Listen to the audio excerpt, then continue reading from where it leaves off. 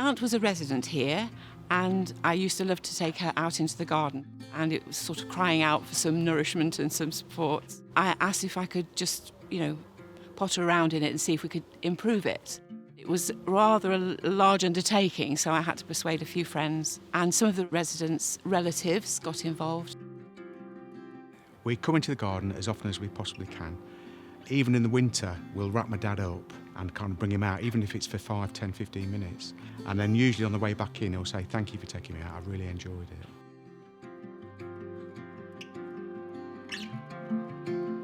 There's lots of roses, and there's several small areas that have got lots of different plants and flowers that are kind of planted together, so they kind of merge. And that's how my mum used to have her garden. And so that brings back memories to my dad.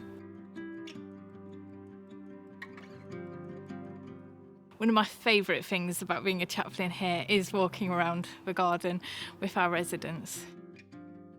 It's very peaceful here. I'm listening to birdsong as I'm speaking, and there's so much variety, like an explosion of colour, and the different seasons as well, so it's just a real sensory experience. We decided to run a gardening club, so we bring wheelbarrows full of soil and compost and cuttings to the coffee bar.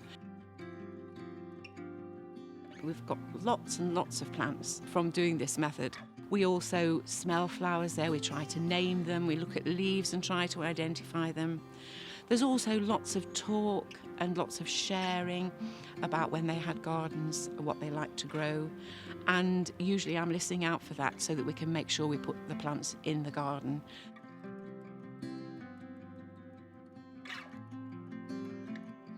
The whole community have come together. We had, for example, Waitrose coming in, and we have a small army of volunteers coming in. So it's really pulled people together, and with all that effort, this has happened miraculously, and in such a short time it seems as well.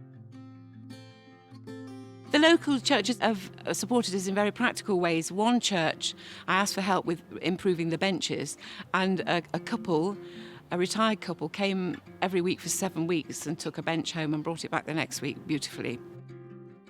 They've also fundraised for us, so we're very grateful to them.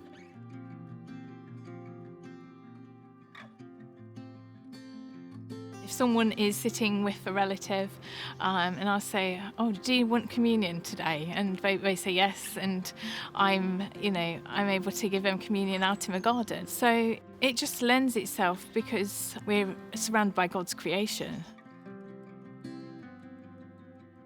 The RHS run a scheme called It's Your Neighbourhood, and we were put forward by Oadby and Wixon Borough Council, and 40% of the marks are for community participation.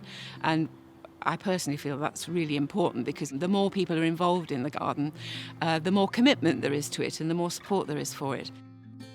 Because my dad is wheelchair bound, we have to organise wheelchair friendly taxis. If there was no garden here, we would have to get taxis to take him out to local parks.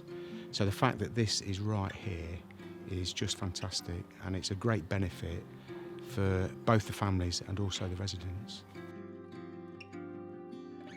Thank you for joining us today to give thanks and come together for MHA Sunday 2022. We have seen from our video today what a difference gardens and outdoor spaces can make to our spirit and well-being. People like Joe and his father, John, who can now spend important quality time together in the beautiful garden at MHA Aigburth. This allows them to connect and build lasting memories together in their peaceful surroundings.